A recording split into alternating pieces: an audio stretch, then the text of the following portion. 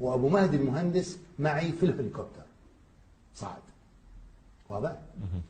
نزلنا في قاعدة النجف العسكرية، ورحنا أنا وأبو مهدي المهندس إلى ال إلى ال إلى هاي الناقلة العسكرية اللي هي يعني ناقلة مدرعة العسكرية الأمريكية كذلك، ومعي الجنرال هايدلبرغ في ذلك الوقت، هذا اللي في الطريق قال لي دكتور، قلت له هذا جنرال، قال لي انتم ليش مدوخين نفسكم على السياسه والحل السياسي؟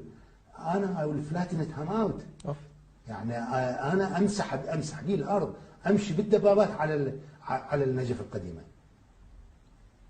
انا حقيقه هذا عقليه، يعني ما ادري شو اقول، عقليه هوجاء عسكريه هوجاء حقيقه، ما يعرف تبعات هذا، ما يعرف شنو قيمه ضريح الامام علي سلام الله عليه. وتشبث الناس به العراقيين طبعا، بس فقط العراقيين، الشيعة 250 مليون شيعي في العالم يقومون ولا يقعدون في ذلك الوقت، يعني يمكن في مثل يوم القيامة يصير.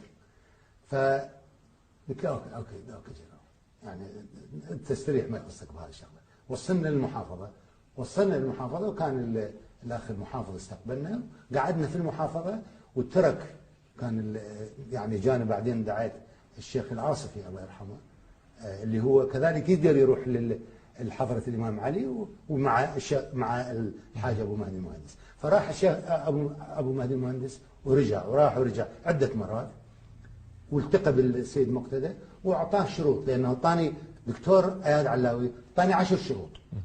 10 شروط هذا لوقف المواجهه، لاقناع سيد مقتدى الصدر والجيش المهدي بوقف المقاومه ضد الجيش الامريكي. اي احسن، يعني نزع السلاح من جيش الامام المهدي، وترك سيد مقتدى يترك الصحن الى مكان اخر.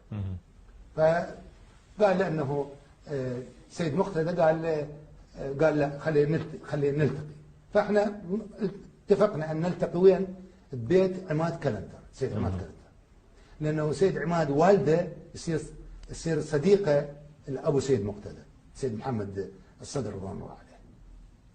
فاتفقنا انه الساعه 7 مثلا، وعلى اساس انه سيد مقتدى طلع من الصحن وراح باتجاه البيت، وانا اتجهت باتجاه البيت. نقطة الالتقاء، يعني مكان الالتقاء. وإذا مو النار، جهنم انفتحت على البيت، من الجو، من الأرض، على ذلك البيت. التوقيت، لو يعني التوقيت يمكن لا أقول